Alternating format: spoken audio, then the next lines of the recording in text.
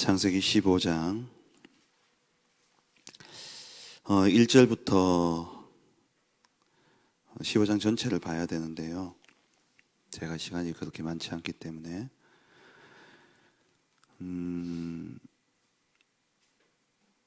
8절부터 볼게요. 그러니까 7절부터 볼게요.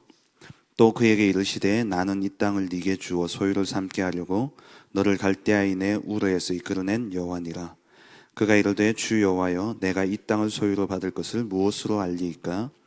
여호와께서 그에게 이르시되 나를 위하여 3년 된 암소와 3년 된 암염소와 3년 된 순양과 산비둘기와 집비둘기 새끼를 가져올지니라. 아브라함이 그 모든 것을 가져다가 그 중간을 쪼개고 그 쪼갠 것을 마주 대하여 놓고 그 새는 쪼개지 아니하였으며 솔개가 그 사체 위에 내릴 때에는 아브라함이 쫓았더라.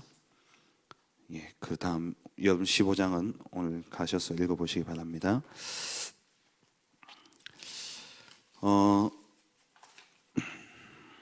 오늘 언약의 말씀 잘 들었는데요. 하나님은 언약의 하나님입니다.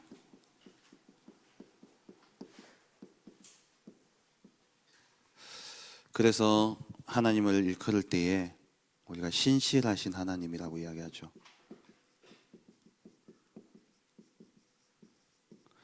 그리고 미쁘신 하나님. 이 미쁘신이라는 단어는 영어로 faithful이에요. 그러니까 신실하다는 말과 똑같죠. 그러니까 믿을만하다. 정말 신실하신 하나님. 그 말은 뭐냐면은 언약을 주시고 언약을 반드시 이루시는 분입니다. 우리 신앙은요 언약 중심이어야 돼요. 성경이 뭡니까? 성경은 뭘로 되어 있죠? 두 가지 약으로 되어 있죠. 구약, 그게 Old Testament죠. 그리고 신약은 New Testament, 계약이에요. 옛날 계약, 새로운 계약. 그러니까 이게 이제 예레미야 31장에 내가 너와 새 언약을 세우겠다. 이전의 언약, 새 언약. 그러니까 이전의 언약은 기록되어진 말씀이라면 돌비에 그 당시엔 돌밖에 없었으니까 종이가 없었으니까요. 돌에 기록한 말씀이라면 새 언약은 신비에 새긴 말씀이에요. 우리의 마음에. 그러니까 하나님의 영이 우리 안에 들어오시죠. 그래서 우리의 마음에 새겨진 언약이에요. 그러니까 신약 시대는 영접이에요. 그리스도 우리 안에 영접함으로써 그러니까 하나님이 우리 안에 들어와 계신 겁니다. 오늘 이 말씀은 15장에 대한 제가 자주 이야기하면 제가 참 좋아하는 성경 구절입니다. 이건 언약식입니다. 이걸 어떤 목사님들은 이걸 번제로 해석을 해가지고 새를 쪼개지 않은 그 형벌로 노예가 됐다라고 이야기를 해요. 그건 아니거든요. 이거는 그냥 약속을 맺는 언약식입니다. 고대 근동에서는 언약을 어떻게 맺냐면 동물을 배를 갈라서 쪼개요. 반으로 쪼개가지고 이쪽에 놓고 언약을 맺는 두 사람이 손을 잡고 그 길 지나갑니다. 그 의미가 뭐냐? 이 언약을 지키지 않으면 이 동물처럼 죽는다는 거예요. 그러니까 언약을 맺는다는 건 생명을 거는 겁니다. 그런데 오늘 말씀에 보면은 17절 보시면은요, 해가 져서 어두울 때에 연기 나는 화로가 보이며 타는 횃불이 쪼갠 고기 사이로 지나더라. 불은 하나님을 상징하죠. 이 사이를 누가 지나가냐? 만약에 우리가 같이 지나갔다면 우리가 언약을 지켜내야 돼요. 그런데 여기를 횃불만 지나가는 거예요. 하나님이 우리와 언약을 일방적으로 맺으시고 그 언약을 이루시는 분은 하나님이십니다. 여러분 지금 오늘 가정의 언약들 또 개인의 언약들 포럼을 했습니다. 그 언약이 된다 안 된다, 뭐 성취되냐 안 되냐, 성취되어졌냐 안 되어졌냐, 그건 여러분들 소관 아니에요. 그건 하나님이 이루시는 겁니다. 그럼 여러분 뭐 하면 되느냐? 언약은 기억만 하면 돼요. 그럼 집문서 가지고만 있어야 돼요. 집문서를 맨날 들고 다니면서 막 보여줄 필요도 없잖아요. 그 집문서를 누가 그 현관 앞에 붙여놓는 사람 누가 있습니까? 그거는 내가 가지고만 있으면 돼요. 필요할 때 보여주면 돼요. 언약은 좀 기억만 하면 됩니다. 언약은 기억하는 거예요. 우리가 이루는 게 아닙니다. 하나님이 혼자 지나가셨어요. 그 말은 내가 하겠다는 겁니다. 원래 우리 주제죠. 여호와께서 행하시는 일을 보라. 또 우리 샛별 집사님 언약 잡았던 것처럼 여호수아서 하나님이 하시겠다는 거예요.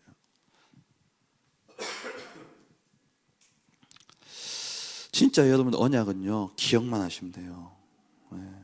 언제든지 꺼내들면 조금 불리하다 싶으면 꺼내들면 돼요. 하나님 앞에. 제가 제일 잘하는 건데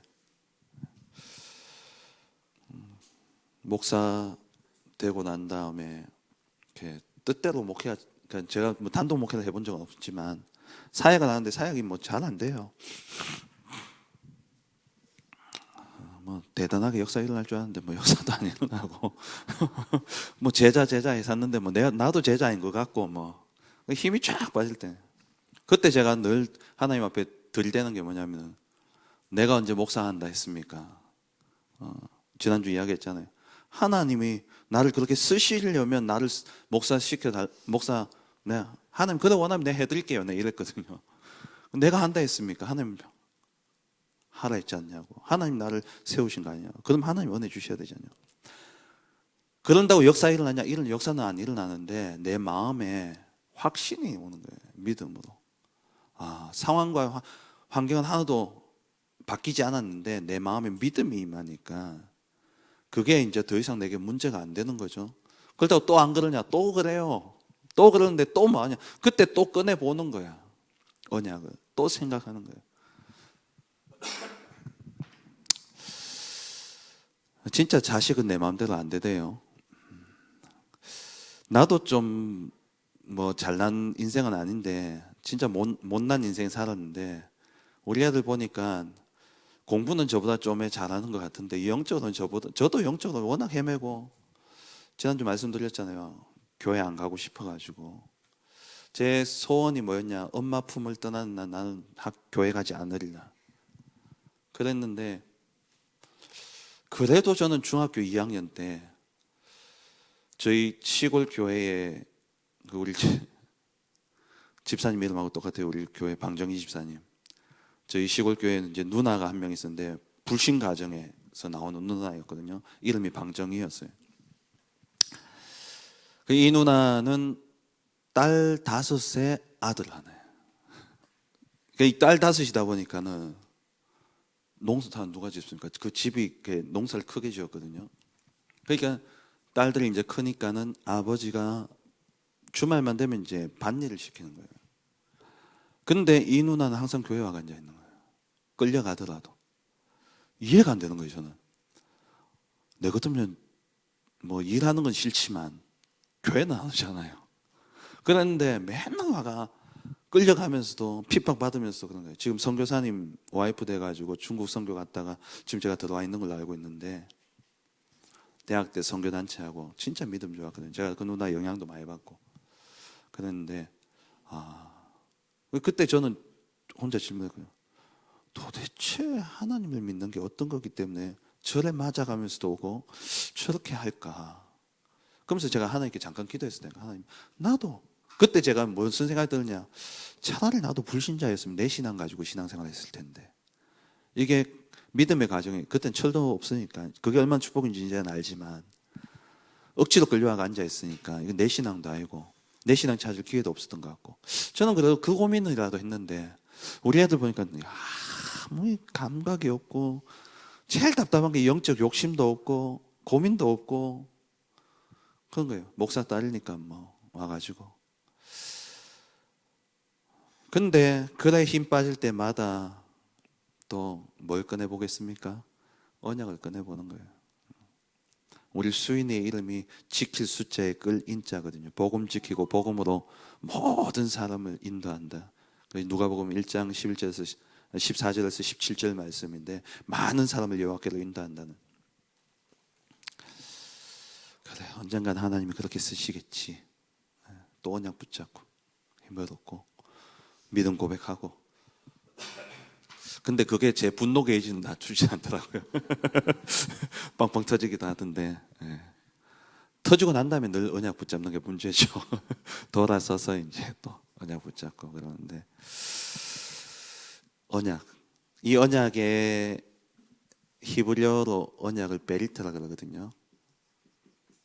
그러니까 이 베리트라는 것은 자르다라는 어원에서 왔어요. 그게 오늘 이 말씀이에요. 자르다, 잘라놓고 그 사이를 지나갔다. 거기서 나온 어원이에요. 베리트라는 게. 그러니까 이거는 생명을 건 약속입니다. 근데 우리의 생명은 이미 죽었기 때문에 하나님이 맺으시고 하나님이 이루시는 거예요. 그러니까 여러분 정말 언약 다 붙잡으셔야 돼요.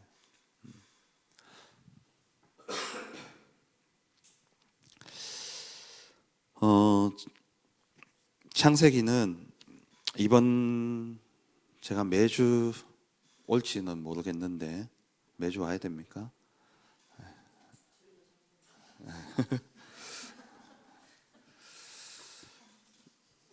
오늘부터 여러분 창세기를 읽으세요. 창세기를 쭉 읽으시기 바랍니다. 창세기를 읽으시되 집에 개역개정 말고 새번역 성경이나 쉬운 성경이나 그 번역이 쉽게 된 성경을 하나 구하세요. 그러니까 사세요. 사든지 그렇게 해서 그걸 읽으세요. 왜냐? 목사인 저도 개역개정 가지고 읽으면 내용은 안 들어와요. 부분만 은혜되지 전체적인 내용이 안 들어옵니다. 제가 늘 말씀드리지만, 그래서 쉬운 성경이나 쉬운 번역본에 그렇다고 잘 살펴보시고, 뭐 우리말 성경이나 이런 거는 이제 정통 교단에서 번역했는 성경이기 때문에 괜찮은데, 지금 애들 집 다 애들 그 쉬운 성경 다 있죠. 예, 쉬운 성경은 하나 아가페에서 나왔던 건데, 제가 신대원 다닐 때 합동측 신대원 다닐 때 우리 교수님들이 참여해가지고 번역했기 때문에 그나마 저는 괜찮다라고 생각을 해요. 근데 조금 너무 가벼워요. 가벼운데 내용 이야기는 너무 좋아요. 네, 내용 이야기는. 그리고 저는 그 쉬운 성경 앱이 있습니다. 이건 또 읽어줘요.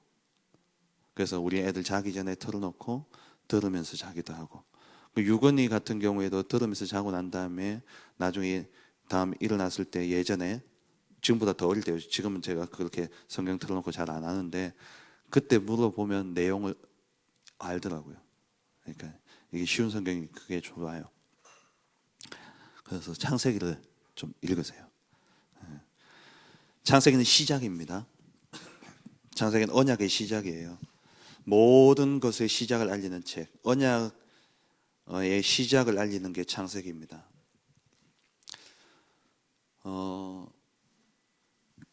하나님 언약을 주시고 이 언약을 늘 기억하고 있어야 되는데 언약을 상실하죠. 언약을 상실했기 때문에 언약을 깨버려요. 언약을 놓쳐버렸기 때문에 깨는 거예요. 이 파기되어 버리죠. 그러니까 언약이라는 단어를 쓰지만 이제 계약이라 생각하시면 더 이해가 쉽습니다. 계약. 그러니까 계약서를 썼는데 이 계약을 잊어버리고 계약을 지키지 않으면 그 계약은 무효가 되어 버립니다. 그럼 그 계약이 무효가 되면 책임이 따라요. 그죠? 그래서 오는 게 재앙입니다. 하나님의 진노하심이에요. 적극적인 게 아니라 하나님이 정하신 대로 우리에게 저주가 임하게 되어지죠. 여기서 안 끝나잖아요. 하나님은 사랑의 하나님이시기 때문에. 그래서 하나님 어떻게 하시냐, 이 언약을, 앞의 언약은 파기됐기 때문에 이 언약은 이제 유효하지 않아요. 그래서 하나님은 언약을 갱신하시는 거예요. 그게 성경의 역사입니다. 언약을 하나님 계속 갱신해 나가시는 거예요. 이게 계속 반복이에요. 그죠? 이게 성경의 역사입니다. 그러면 창세기를 보면은 가장 먼저 하나님이 인간을 온 천지를 창조하시고 인간에게 주셨던 언약이 이 언약이죠. 이걸 이제 행위 언약이라고 이야기합니다. 선악과를 먹지 말라, 먹지 마. 그 계약 내용에 먹으면 죽으리라. 그러니까 저주지만 이게 계약에 포함된 거라니까요. 언약은 항상 조건입니다. 지키면 축복, 안 지키면 그에 대한 책임, 그게 저주로 와요. 근데 우리는 지킬 수 있는 능력이 없잖아요. 그러니까 지키려면 기억만 하면 돼. 잊어버리기 때문에, 우리가 언약을 놓쳐버리기 때문에 언약 외의 선택을 내가 해버리는 거예요. 진짜 언약을 믿는다면 그 언약을 꼭 붙잡고 있겠죠. 진짜 뭐 옛날에 우리 그런, 우리하고 세대가 조금 다를 수도 있겠구나. 저하고 첫눈 내리면 거기서 만나자.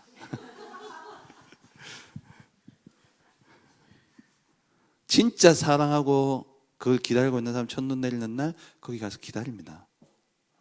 그죠? 기억해요. 근데 언약을 쉽게 여기면 잊어버리죠. 창세기 2장 17절 선악과 먹지 말라. 먹으면 반드시 죽는다. 근데 이것을 먹어버리잖아요. 창세기 3장에. 그 결과 이 행위 언약은 이제 끝난 거예요. 파기돼 버렸어요.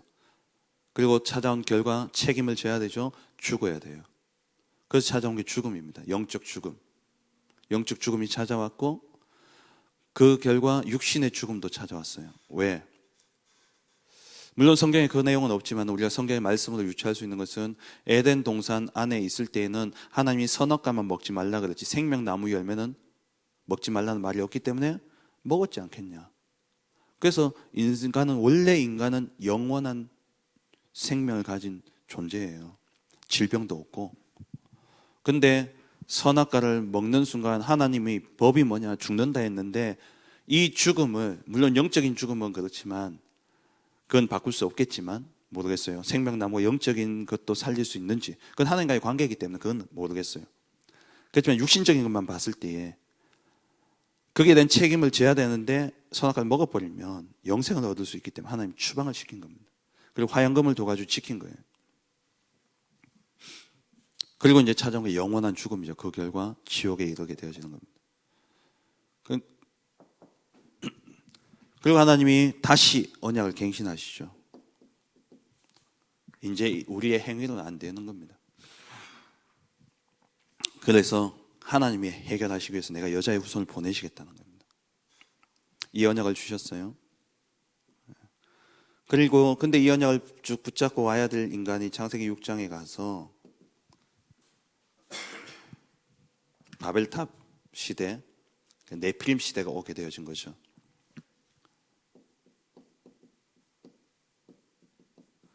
이 네필림 시대의 언약을 놓친 결과가 뭐냐면은 6장 2절입니다.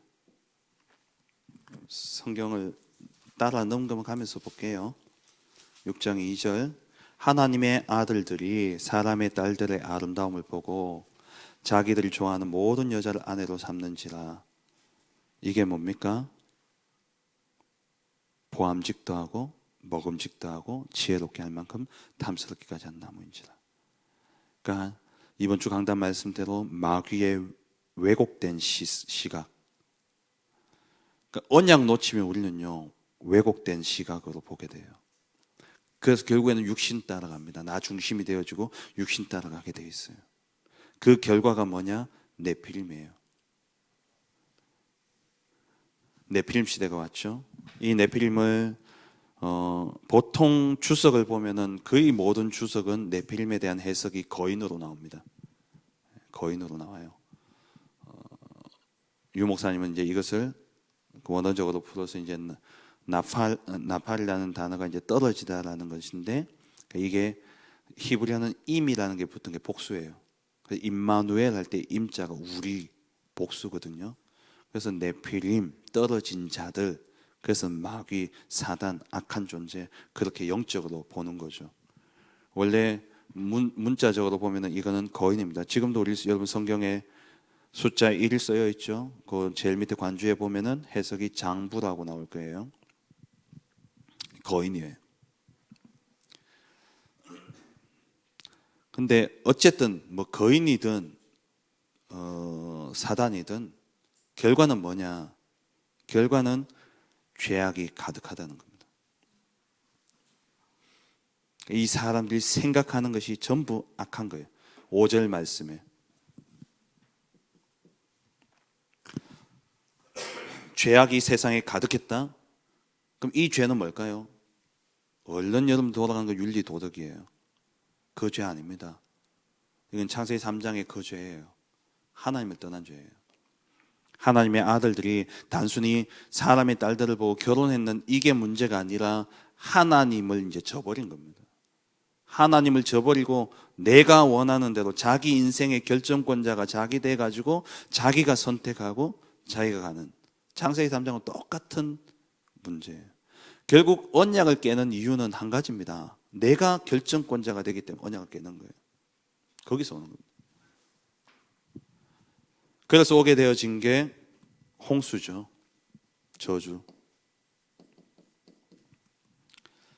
이때 하나님이 그 당시에 사는 길로 주신 것이 6장 14절의 방주 언약이죠.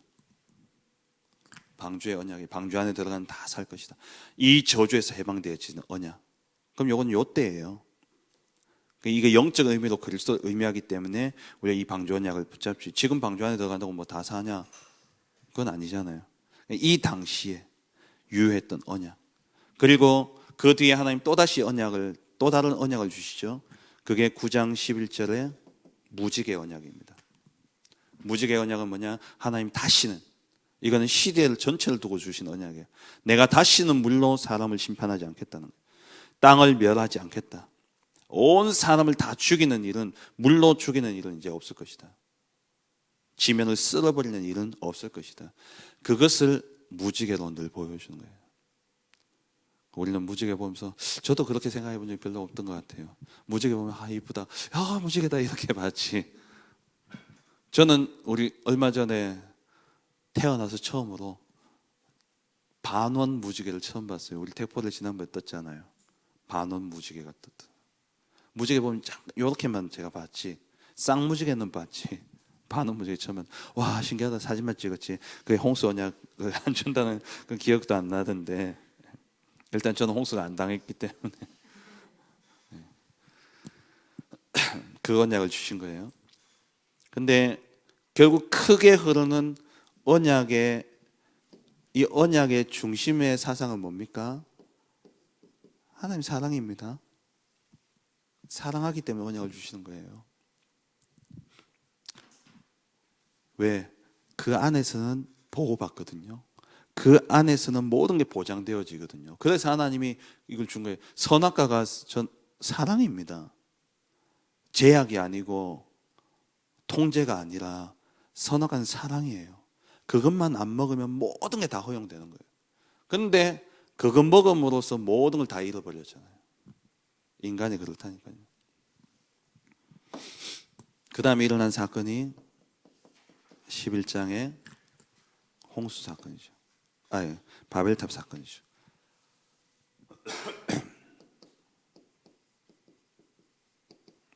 여러분 몇 장까지 읽으실래요? 한 주간 동안? 11장까지 읽으실래요? 네, 15장까지 읽죠. 그럼 15장까지만 할게요. 네. 바벨탑에 가서 하나님 언약을 새로 갱신시켰잖아요. 그래서 노아가 이 언약 붙잡고 나와서 단을 쌓은 거예요. 하나님 앞에 단을 쌓았죠. 그 말은 단은 예배의 의미도 있지만 언약입니다. 언약 붙잡는 시간. 예배가 언약 붙잡는 시간이에요. 그래서 요즘 용호사님 계속해서 말씀 주시잖아요. 지난 본부 1부 때도 말씀 주셨고 또 토요일 메시지에도 말씀 주셨지만 여러분 예배 나오면 뭐 해야 된다고? 답을 얻어야 된다. 그걸 언약으로 붙잡아요. 그게 각인이 바뀌어지고 그러면서 여러분 인생의 답이 되어야 된다. 그게 언약식이에요. 예배 드리는 게 언약식이 돼야 돼요. 매주 예배 드릴 때마다 하나님과 나와의 언약을 맺는 시간이에요. 이번 한 주간을 두고 또 내 삶을 두고 그게 내 평생의 언약으로 붙잡혀지기도 하지만 또 어떤 한 사건의 언약이 되어줄 수도 있고 어떤 한 만남의 언약이 되어줄 수도 있고 또 한 주간의 언약이 되어줄 수도 있어요. 예배 때 여러분 와서 그냥 은혜 받고 가는 자리가 되면 안 돼요. 하나님과 나와의 언약식이 맺어지는 시간이에요. 그래서 언약이기 때문에 결단이 나올 수 있는 거예요. 왜? 언약은 아까 이야기한 조건이거든요. 지킬 거냐 지키지 않을 거냐. 진짜 내가 이게 언약을 붙잡혀지면 내가 결단은 따로 나오게 되어 있습니다. 하나님과 나와의 언약이기 때문에. 그래서 단을 쌓았어요. 노아가 배에서 나오고 난 다음에. 그런데 얼마 지나지 않아서 바벨탑이었죠. 여기까지 오면서 여러분들이 잠깐씩 그러니까 이렇게 집중력이 흐트러지는 내용들이 나오는데 그게 뭐냐? 족보입니다. 족보가 나와요. 근데 이 족보는 너무 중요한 거예요. 언약적으로. 창세기의 중심 사상은 제가 히브리어 잘 모릅니다. 톨레도트 사상인데요. 이게 뭐냐? 씨앗, 계보예요. 계보. 언약의 계보. 반면에 언약 밖의 계보. 그게 여러분 읽다 보면 4장에 가인의 후손, 또 셋의 후손 나오고 또 그다음 지나가면 또 이제 노아의 자녀들에 대한 그다음 후손들도 또 이렇게 나오게 되어지고 족보가 나오게 됩니다. 뭐 일일이 다 알 필요는 없는데 읽을 때에 이걸 딱 가지고 생각해야 돼요. 이게 계보. 성경의 중요한 것은 족보입니다. 족보. 뒤에 나오지만 이 족보가 왜 중요하냐? 톨레도 사상 이것은 이제 시의 사상이지. 창세기 흐르는 그러니까 뒤에 이제 여러분 15장까지 읽는다 했는데 아브라함이 포함되어지니까 아브라함으로부터 새로 시작되어지는 언약의 핵심적인 언약은 뭐냐? 시와 땅에 대한 언약입니다. 시와 땅. 가나안 땅이죠. 시는 뭡니까? 장차 오실 그리스도. 한 민족을 이룬다는 의미와 함께 그 시가 이어져서 그리스도까지 가야 되기 때문에 중요한 게 계보예요. 족보예요. 잠깐 곁길로 갔습니다마는 시험 들지 말라고. 저도 늘 성경 읽다가 마태복음 1장 읽을 때 정말 열받았거든요. 우리 족보도 나는 우리 정족부 이름도 모르는데 남의 집 족보를 다 이게 읽어야 되냐고 그랬는데 바벨탑의 사건의 언약 파기는 뭐였냐면은 11장 4절입니다. 같이 볼까요? 또 말하되 자 성읍과 탑을 건설하여 그 탑 꼭대기를 하늘에 닿게 하여 우리 이름을 내고 온 지면에 흩어짐을 면하자 했더니 하늘에 닿게 하자. 이게 뭡니까? 하나님께 대한 도전이에요. 내가 하나님이 되겠다는 거예요. 옛날 그 신화 중에 그런 신화가 있잖아요. 거인들이 신들을 향해서 그 타이탄 전쟁이 일어났던 그 신화가 있잖아요. 그게 어떻게 보면은 이 사건과 또 맞지 않나라는 생각을 해봅니다. 저는 개인적으로 맞다 안 맞다 모르겠고 신화는 영 없는 소리는 아니거든요. 어떤 모티브가 있기 때문에 그게 신화가 되어지는 거잖아요. 그래서 거인, 네피림 이들이 하나님을 향한 도전, 그게 바벨탑 사건이에요. 결국 이거예요. 창세기 3장에 계속 연속입니다. 언약 상실, 언약 파기는 결국 창세기 3장입니다. 포장되어져 있지만 근본 속에 들어가면 다 내가 하나님이 되겠다라는 거기에서 시작돼요. 내가 내 인생의 결정권자가 되겠다라는 거. 그래서 하나님이 지면에 흩어버려요. 바벨탑. 늘 영어 공부할 때마다 이야기하는 바벨탑. 바벨탑만 아니었으면 우리가 영어 공부 안 해도 되는데 늘 이야기하죠. 그래서 하나님이 이때 이 사건에 대한 언약은 뭐였냐면은 아브라함입니다.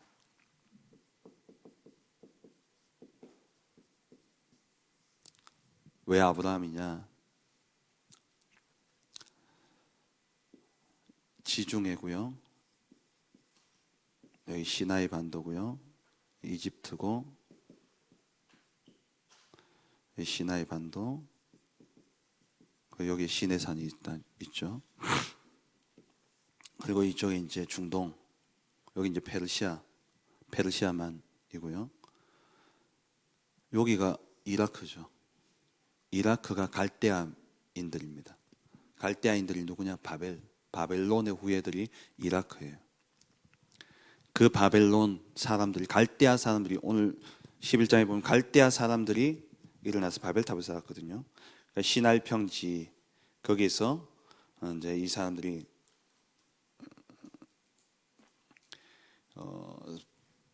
성을 쌓는데, 거기 이제 바벨탑인데 그 위치가 어디냐? 여기에요. 이라크. 갈대아 우르가 어디냐? 여기에요. 하나님이 이 우상 도시, 갈대아 우르는 우상 만드는 도시였죠. 그러니까 이쪽에, 그래서 뭐 바벨탑이 뭐냐, 어떤 사람, 뭐 요즘에 학자들 가운데는 그 지구라트 아시죠? 그게 재단 아닙니까? 그러니까 지구라트를 높이서 그게 이제 바벨탑이다라고 이야기하는 학자들도 있어요. 그게 여기에 분포되어 있거든요. 여기서 불러낸 거예요. 그래서 어디로? 여기 이제 갈릴리 호수고 요단강, 여기 사해 바다죠. 그래서 하란에 갔다가 내려와서 가나안 땅에 거주하게 되어지죠. 그래서 점점 남방으로 옮겨갔더라. 이집트, 애굽으로 내려가죠. 기근 때문에. 그게 12장의 내용입니다. 불러내어서 하나님이 한 민족을 택하는 거예요. 그럼 이걸 이제 조금 더 다른 관점으로 제가 저는 성경을 보는 중심 사상은 하나님의 나라라고 생각을 합니다. 성경에 늘 이미 제 강의를 몇 번 들으신 분들도 계십니다만, 성경의 시작과 끝은 하나님의 나라 창조의 내용이에요. 창세기 1장 천지 창조, 하나님이 통치하시는 하나님의 나라 창조. 요한계시록 21, 22 새하늘과 새 땅 창조, 완성되어질 하나님의 나라. 처음에 하나님의 나라를 탁 세웠는데, 나라라는 것은 결국은 뭐냐? 왕이 누구냐가 중요합니다. 왕이 누구냐는 곧 뭐냐? 다스림이에요. 통치예요. 통치. 그래서 우리가 계속 메시지는 보좌도 뭐냐? 통치의 의미를 담고 있는 거거든요. 보좌의 축복. 하나님이 우리의 왕이셔요. 하나님이 왕이신데 그 왕이 주신 명령을 어기고 내가 왕이 되겠다라고 했는데, 내가 왕이 안 되고 세상 왕은 누가 되어버렸습니까? 마귀가 되고, 우리는 지가 왕인 줄 착각하고 살지만 마귀의 심부름하는 인생이 되어버렸죠. 그래서 하나님이 이 하나님 나라 주권을 빼앗긴 겁니다. 그래서 국가의 3요소 뭐죠? 국가가 만들어지는, 국가라고 할 때 세 가지가 있어야 국가예요. 주권, 예, 사회 공부 잘하셨네요. 국민, 영토. 국민과 영토가 있더라도 주권을 빼앗기면, 우리나라가 옛날 일제, 일본, 그 송기정이 일본 일장기를 달고 나갈 수밖에 없는 이유가 뭡니까? 분명히 대한민국 국민이고 대한민국에 살고, 조선 땅에 살고 있지만 주권을 빼앗겼기 때문에 일본 사람이 되어버린 거예요. 제일 중요한 게 주권이에요. 하나님이 천지를 창조하셨죠. 영토를 만드셨어요. 창세기 1장 28절, 한 사람으로부터 하나님 국민을, 하나님 나라의 백성들을 번성시켜 나가시는 거예요.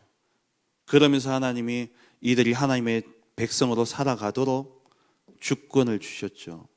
주권은 곧 다른 말로 법입니다. 통치, 다스리심과 또 쉽게 이해하는 법이에요. 법을 주신 거예요. 근데 이 법을 어기고 주권을 빼앗겨 버린 겁니다. 그 사건이 창세기 3장 사건이죠. 그래서 하나님이 다시 주권을 회복하십니다. 소수에게 언약을 주는데 또 언약을 놓쳐버려요. 또 빼앗겨 버려요. 내가 주인, 내가 왕이 되겠다고. 그래서 하나님이 또다시 언약을 주시죠. 그러니까 이게 계속 반복인 거예요. 결국 이 모든 것은 이거 위해서 움직여지는 겁니다. 하나님의 나라. 그래서 바벨탑까지 왔어요. 이제 하나님이 내가 직접 선택해서, 물론 그전에도 하나님이 선택을 하셨지만 그 한 사람을 통해서 한 민족을 이루겠다는 거예요. 그래서 아브라함에게 주신 약속이 뭡니까? 네 자손이 하늘의 별과 바다의 모래와 같이 번성할 것이고 네가 밟는 모든 땅을 내가 네게 주겠다. 뭐 하면? 내가 네게 지시하는 땅으로 가면. 아브라함이 하나님께 인정받았던 게 뭡니까? 하나님의 말씀을 믿고 그것을 믿었다는 거예요. 그게 주권 인정입니다. 그걸 하나님이 의로 여기셨다는 거예요. 그래서 아브라함을 불러서 한 민족을 이루어야 되는데, 아브라함이 직업이 뭐였습니까? 뭐였죠? 여호와서는 양치는 사람, 목자였어요. 가업이 뭐냐? 양치는 거예요. 양을 치다 보니까는 풀이 많이 없잖아요. 늘 풀 차도 있고 유목민이에요. 유목민. 늘 뺑뺑 도니까 애를 낳아 기를 시간이 별로 없어요. 애도 안 생겼을 뿐더러. 뭐 정착이 돼야지 애를 놓고 이렇게 잘 키울 수 있지. 내 돌아다녀야 되는데. 그래서 하나님이 오늘 읽었던 이 본문은 저주가 아닙니다. 저주라고 느껴지는 것은 결과를 알기 때문에 저주예요. 애굽의 노예가 되었다.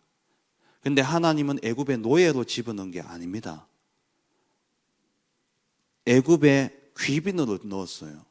근데 언약 놓쳤기 때문에 노예가 된 거예요. 이거는 이제 모세가 그 언약을 그 결과를 담고 썼기 때문에 이방에서 계기 되겠다 했지. 이게 계기 되겠다는, 계기 맞죠? 맞잖아요. 근데 이제 400년 동안 네 자손을 괴롭히니 이제 괴롭힘을 받기 때문에 그렇게 표현을 했지.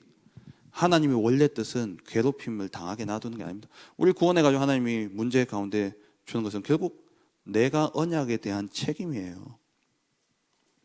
언약 놓쳤기 때문에. 그래서 하나님이 계속해서 가나안 땅을 주었지만 문제는 뭐냐? 백성이 번성이 안 되어지니까 하나님이 이 백성들을 어디에? 애굽에 사시사철 풀이 있는 고센 땅에 딱 정착해가지고 거기서 번성케 하신 거예요. 그래서 야곱이 애굽에 들어갈 때까지, 아브라함이 갈대아 우르에서 나온 때부터 야곱이 애굽에 들어갈 때까지 걸린 시간이 215년, 200년 정도 됩니다. 하나님이 아브라함에게 네 자손이 하늘의 별과 바다의 모래와 같이 하겠다 약속했을 때에, 그러면 야곱 정도는 낳아줘야 될 거 아닙니까? 근데 아브라함이 몇 명 낳았습니까? 한 명. 죽을 때 몇 명 봤습니까? 자기 후손. 이스마엘은 이미 나갔고 몇 명 보고 죽었어요? 이삭 아들 두 아들 야곱과 에서까지 3명 보고 죽었다니까요. 아브라함이 적게 산 인생도 아니었잖아요. 215년 동안 야곱이 들어갈 때 이 가족이 노예 포함했지 않겠나? 노예 빼고라도 70여 명이었죠. 언제 민족이 이릅니까? 언제? 근데 놀랍게도 애굽에 들어가서 400년 동안에 하나님 뻥튀기를 진짜 팝콘 터뜨리듯이 팍팍팍 터뜨렸는데 400년 동안에 20세 이상 남자만 60만 명. 4인 가족으로 치면 이삭 정도는 낳았다 치고 4인 가족을 치면 6사 24 250만 명. 240만 250만 되잖아요. 그러니까 400년 동안 하나님 민족을 다 이루게 하신 거예요. 민족을 이루었기 때문에 하나님이 이제 이 애굽에서 나오게 된 이유 가운데 가장 큰 이유는 뭐냐니까 가나안 사람들의 죄악이 극에 달했고 하나님이 불신자도 그냥 안 놔둬요. 그냥 벌하시지 않아요. 죄악이 가득 찰 때 하나님 치십니다. 가나안 사람들 그 창세기 6장도 그거잖아요. 죄악이 가득했기 때문에 하나님이 홍수를 내리셨어요. 그래서 이 가나안 땅을 진멸하기 위해서 시간표를 하나님 딱 맞춘 거죠. 한 민족을 이룰 수 있는 숫자가 되어졌고 그래서 이 백성들이 나와서 간 거예요. 그래서 창세기 끝에 왜 요셉 이야기가 많냐? 창세기 37장부터 50장까지 내용 중에 38장 빼고는 다 요셉 이야기 아닙니까? 그런데 그리스도 중심의 족보를 생각한다면 누구 이야기가 주를 이루어야 됩니까? 유다 이야기여야 되죠.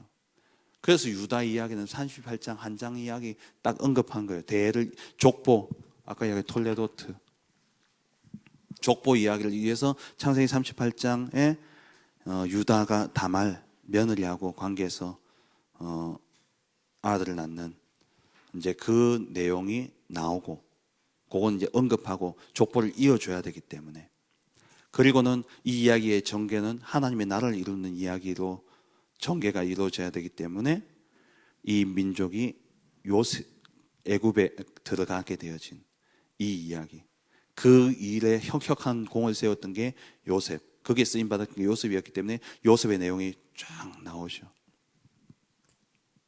그래서 출애굽기에 이제 출애굽을 합니다. 홍해를 건너서 이게 홍해죠. 건너서 바로 가면 일주일 길 맞아요. 근데 하나님 어디로요? 시내 산으로. 왜요? 주권을 아직 안 받았잖아요. 그래서 시내 산에 머무는 횟수로는 2년이고 만으로는 1년 한 1, 2개월 그 기간 동안에 하나님 집중해서 언약식을 맺는 거예요. 언약을 각인시키는 겁니다. 그래서 출애굽기 19장에 시내산에 도착하고 바로 모세를 시내산에 불러가지고 20장에 출애굽기 20장 뭡니까? 10계명 계명을 주시고 그 언약을 주시고 그 언약을 기억하도록 그 언약을 늘 기억하도록 삶의 중심으로 성막을 주시기 위해서 그 뒤에 성막에 관한 이야기를 하고 성막을 짓는 걸로 출애굽기가 끝납니다. 그럼 성막을 지었으면 그 성막 안에서 무슨 일을 해야 되느냐? 그 성막을 지키고 성막을 해야 될 사람들이 레위 사람들이기 때문에 레위기를 써가지고 그 성막에서 이루어져야 될 제사의 내용이 제일 앞에 나오고 그 뒤에 법에 대한 내용이 나와요. 그러니까 신명기와 레위기서가 거의 비슷하잖아요. 제가 늘 말씀드리지만 왜 비슷하다? 근데 왜 두 번 썼다고요? 모세 입장에는 두 번 해야 돼요. 왜? 레위기는 출애굽했던 사람들과 맺은 언약이기 때문에 이 언약은 가데스 바네아 사건으로 파기되었어요. 그러면 그 이후에 태어난 세대들과 다시 언약을 맺어야 되죠. 그래서 신명기를 쓴 거예요. 그래서 신자가 이겁니다. 신자가 아니라 이거는 신자가 뭐냐? 거듭 신자. 다시 명한 책인 거예요. 유 목사님 납신이라고 하는데 그거는 잘못된 겁니다. 우리 똑바로 알아야 돼요. 유 목사님 다 맞는 건 아니에요. 납이 아니고 그 납은 나비예요. 나비. 우리나라 순수 우리말로 나비가 뭐냐? 원숭이거든요. 그러니까 12지의 원숭이를 상징하는 글자가 이 글자입니다. 그게 나비. 그래서 잔나비 그게 원숭이거든요. 유목사님 잘못하고 있어요. 이게 그게 쫙생긴다 이렇게 이야기하는데 그거 아니에요. 그래서 그 의미가 있는데 그거는 이제 여 밑에 있는 의미고 이게 원래 의미는 뭐냐? 다시 거듭. 그래서 이 신자를 쓴 거예요. 나비라는 그것 때문에 쓴 게 아니고.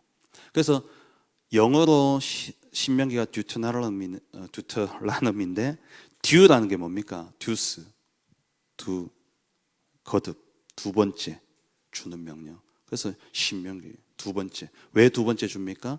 광야 세대에게 줘야 되기 때문에. 그러면 이제 레위기도 읽고 신명기도 읽을 수 있어요.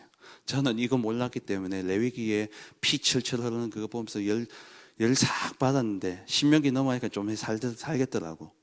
왜? 이제 시내산에 나와가지고 가거든요. 그래서 신명기 1장의 내용이 뭡니까? 신명기는 하나님 신자예요. 민수기 참. 네. 민수기 백성 민자, 수숫자, 백성을 숫자를 세는 거예요. 그 영어로는 민수기가 넘버스입니다.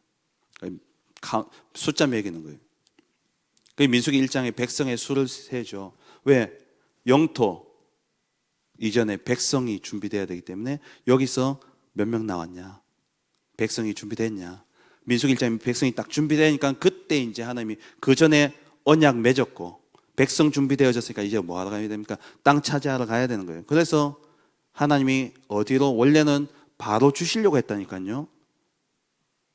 하나님의 계획에 40년은 하나님의 계획에는 없었어요. 그럴 수도 있다라는 것은 예지, 알고는 계셨지만 예정은 아니에요. 인간의 자유의지가 있기 때문에 선악과도 예정은 아닙니다. 예지지. 미리 알고 계셨던 거지 미리 정해놓은 게 아니에요. 이것도 마찬가지예요. 그래서 언약에는 항상 조건이 붙는 이유가 뭐냐니까 우리는 자유의지를 가지고 있기 때문에. 그래서 조건이 붙는 겁니다. 그래서 민수기 13장, 14장에 가데스 바네아로 갑니다. 그 여정이 이제 그러니까 출애굽기 19장부터 레위기스까지는 시내산에서 일어난 일이에요. 시내산에서. 그럼 이제 가요. 민수기에 갔죠. 13장 정탐꾼 보냅니다. 갔다 와서 이들을 고백합니다. 못 간다. 너희 말이 내 귀에 들려 대로 내가 행하겠다. 못 간다 했으니까 너희는 못 간다. 근데 단번에 죽이면 모세가 그러잖아요. 단번에 죽이면 하나님 이 사람들이 죽이려고 데려왔다 그러지 않겠냐. 그래서 하나님이 순차적으로 세대 교체를 하기 위해서 40년을 40일의 정탐을 1년으로 바꿔서 40년으로 바꿔서 40년으로. 근데 실제 여기서 광야는 38년이죠. 왜요? 여기 2년이 있었잖아요. 시내산에서. 그래서 38년이라고 나오기도 하고 40년이라고 나오는 이유가 뭐냐니까 여기서 뺑뺑 도는 게 38년이고 여기 2년 플러스 40년 광야. 성경에 보면 신광야가 민수기에도 나오고 출애굽기에도 나옵니다. 같은 장소 아니에요. 여기에도 신광야가 있고 여기에도 신광야가 있어요. 제가 기억이 안 나는데 둘 중에 하나는 이거고 하나는 이겁니다. 신, 진 달라요. 그러니까 같은 사건이 아니라니까요. 이게 시간적으로 쓴 거예요. 그래서 이 민수기에서 그러니까 가데스 바네아에서 주권을 또 잃어버리잖아요. 또 언약을 파기해버린 거예요. 그래서 하나님이 애들 파기했죠. 땅은 있죠. 이제 백성을 세대 교체해야 되니까 38년의 시간을 여기서 뺑뺑 돌리게 해서 어디로? 요단 동편 땅 모압 평지에 딱 모읍니다. 여기서 제일 먼저 하신 게 뭡니까? 또 이번에는 순서를 바꿔서 백성의 수를 세요. 민수기 26장에 2차 인구조사가 되어집니다. 1차 인구조사는 출애굽 세대, 2차 인구조사는 광야 세대. 숫자 계산해보니까 기가 막히게 하나님 세대 교체하셨어요. 거의 비슷해요. 숫자 차이 얼마 안 나요. 겨우 1000몇 명? 하여튼 얼마 안 돼요. 백성 준비됐죠. 영토를 가기 위해서는 먼저 주권부터 선해야 돼요. 그래서 신명기를 쓴 거예요. 그래서 모세가 4번의 설교를 통해 가지고 먼저 있었던 이야기들을 쭉 이야기하면서 그때 그 하나님 지금도 역사하고 있고 지금 그 하나님이 너희와 언약을 맺으려고 한다. 너희 어떻게 하겠냐. 이게 신명기네요. 언약을 맺고 이제 여호수아 땅을 차지하러 들어가는 겁니다. 요단 건너서. 근데 이들이 딱 요단 건너고 난 다음에 제일 먼저 한 게 뭡니까? 할례부터 행해요. 하나님의 언약을 이제 완전 각인시키는 할례. 근데 하나님 참 짓궂죠. 나 같으면 요단강 건너기 전에 할례를 행할 텐데 적의 진지에 들어가서 할례를 행하게 해요. 진짜 언약, 생명 걸고 언약 잡으라는 거예요. 이게 여호수아까지의 내용입니다. 결국 뭐냐, 하나님의 나라를 이루는 과정이에요. 그럼 결론적으로 쭉 이어서 이야기하면 지금 이 시대에 하나님 나라를 이루는 방법이 뭡니까? 전도, 선교입니다. 그래서 전도가 다예요. 전도가 하나님이 가장 기뻐하시는 일이 맞아요. 모든 것은 전도 중심으로 바뀌어야 됩니다. 하든 못하든 간에 그 언약만은 기억하고 있어야 돼요. 제가 이 답이 딱 나오고 난 다음에 이 성경을 쭉 보면서 진짜 하나님의 나라에 이루는 것이 하나님이 가장 기뻐하시는 거예요. 그래서 예수님이 40일 동안 하나님 나라의 일을 말씀하신 거예요. 하나님 나라의 일, 그 일이 뭐겠습니까? 전도, 선교예요.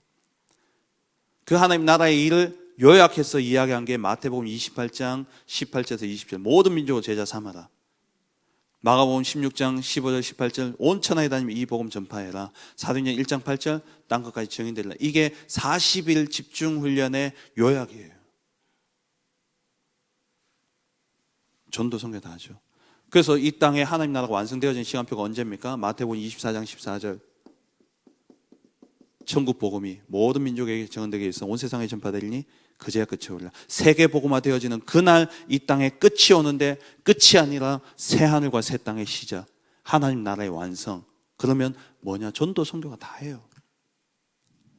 그럼 이 전도와 선교를 향해서 우리가 어떻게 보면 영적으로 봤을 때는 우리가 땅을 차지해 가는 겁니다. 그러면 우리는 뭐 해야 됩니까? 제자를 남겨야 돼요. 후대를 남겨야 돼요. 그게 뭐냐? 시죠. 그럼 뭘 전달해야 됩니까? 언약을 전달해야 돼요. 주권이죠. 언약 붙잡고 렘넌트 운동하면서 온 땅에 복음 전파하는, 이게 다예요. 이게 성경이에요. 그리스도는 그래서 하나님의 방법입니다. 하나님의 방법은 그리스도예요. 하나님의 목적이 그리스도가 아니에요. 방법이요, 수단입니다. 근데 우리에게는 이게 절대적이에요. 이거 아니면 다 잃어버리기 때문에 우리에게는 그리스도가 전부지만, 하나님의 목적은 뭐냐? 신학적으로 구속 경륜이 뭐냐? 우리를 구원하신 목적이 뭐냐? 하나님의 나라입니다. 성경은 하나님의 나라를 이루어가는 역사예요. 그럼 중요한 건 왕이 누구냐입니다. 왕이 누구냐? 가나안 땅 들어갔죠? 들어가서 이제는 이 가나안 땅에 세워진 나라는 하나님의 나라인데, 이 백성들이 사사기 21장 25절에 자기 왕이 없으므로,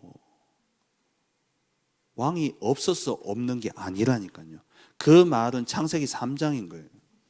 하나님을 저버리고 하나님을 왕으로 삼지 않겠다는 겁니다. 자기 소견에, 자기 인생에 자기가 결정권자가 되어서 인생을 주관하기 시작하니까 사사시대가 온 거예요. 사사시대. 그 이후의 역사는 이거 반복입니다. 그래서 그 이후의 역사서, 또 뭐 선지서, 그런 내용 다, 이게 성경 전체 요약입니다. 이 배경을 가지고 창세기를 읽으세요. 15장까지 읽으면 12장 이제 아브라함이 부름을 받고 가나안 땅에 도착했지만 아직 언약이 각인이 안 되어지니까 육신의 눈을 이게 보이는 것이 이제 문제로 다가오니까 점점 남방으로 옮겨서 애굽에 가게 되어지고, 애굽에서 부끄러움 당하고, 그리고 이제 다시 돌아올 때에는 하나님은 진짜 언약만 회복하면 하나님이 다시 축복하셔요. 그러니까 우리 실수해도 괜찮아요. 실수를 겁내지 마시고 언약 다시 잡으면요, 하나님이 갑절의 복을 주시는 거예요. 아브라함이 거부가 되어질 수 있었던 것은 이 애굽에 갔기 때문에 거부가 됐어요. 바로가 준 재물 때문에 아브라함이 거부가 된 거예요. 그게 또 조카 롯과 싸우는 빌미가 되어져서 나누게 되죠. 그것 또한, 그래서 모든 것이 합력해서 선을 이루는, 우리는 언약만 붙잡으면 모든 게 합력해서 선을 이루는 겁니다. 그렇게 해서 아브라함이 이제 조카 롯을 떠나보내고 이제 홀로 서게 되어지죠. 그때 14장에 전쟁이 일어나게 되어지고, 그래서 조카 롯이 포로로 끌려갔을 때 아브라함이 가병 318명을 이끌고 가서 전쟁에서 찾아올 때에 소돔 왕이 와가지고 네가 전쟁에 이겼으니까 이거 다 가져가라. 원래 그때 법은 전쟁에 이긴 사람이 다 가지는 거예요. 근데 아브라함이 뭐라고 했냐? 사람만 내가 데려가겠다. 그리고 전쟁 때 썼던 것만 내가 청구하고 나머지 네 다 가져가라. 왜? 네 때문에 나 부자 되는 거 아니다. 하나님 나를 부자. 그렇게 멋있게 선포했는데 사람이요 결단하고도 마음에 이렇게 아쉬움과 두려움이 들어오거든요. 그때 하나님 나타나신 거예요. 그러면서 하나님 하시는 말씀, 내가 너의 지극히 큰 방패요. 내가 너의 방패가 되고 내가 너의 지극히 큰 상급이 될 거다. 아브라함이 한 일개 가족 부족도 아니었죠. 이 가병이었어요. 가병이 그 지역의 토착민들, 그 토착되는 국가를 상대로 전쟁을 했기 때문에 이거는 굴러온 돌이 분란을 일으키면 연합해서 아브라함 칠 수 있다니까요. 거기에 대한 두려움. 그때 하나님이 내가 너의 방패. 그러면서 하나님이 아브라함과 언약을 맺으시는 거예요. 내가 지키겠다. 내가 지키겠다. 그러니까 아브라함이 무엇을 내가 할 수 있습니까? 그러잖아요. 그때 하나님은 이 시대 속에 모든 걸 이용하십니다. 왜? 하나님 다 알아가신 거예요. 그 시대의 언약을 맺는 방법이었어요. 지금 같았으면 어떻게 했어요? 계약서 써라. 자, 도장 찍자. 지금 같으면 그렇게 했죠. 이 당시에는 언약을 이렇게 맺었단 말이에요. 그래서 이렇게 언약실 맺는 내용이 15장까지의 내용입니다. 15장 이때 주신 약속이 뭡니까? 그러니까 13장에 롯을 떠나보낸 이후 아브라함을 하나님 부르셔서 주신 약속도 시와 땅 갈대아우르에서 나왔을 때 조카 롯을 떠나보낸 이후에 또 주시는 약속도 시와 땅 또 주시는 게 아니라 언약을 계속 확인시키는 거예요. 그리고 15장에 오늘 이 언약식을 맺기 전에 또 주신 약속도 또 다시금 리마인드 시키는 약속도 시와 땅. 그러니까 늘 언약 기억하라는 겁니다. 언약 놓치면요 왜곡되어진 마귀의 그 속임수에 걸려 넘어들 수밖에 없습니다. 그래서 주신 약속을 암송도 하고 기억하라는 거예요.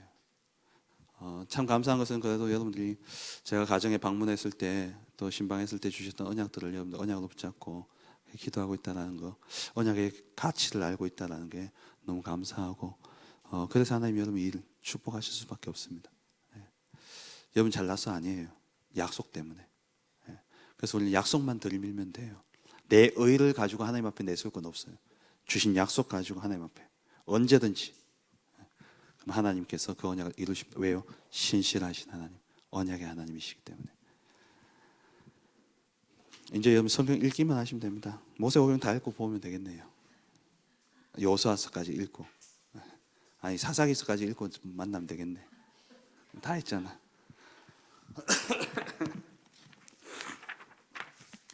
기도하겠습니다. 하나님 감사합니다. 정말 우리 엄마 학교를 통해서 언약 붙잡고 시작해 하신 은혜 감사합니다.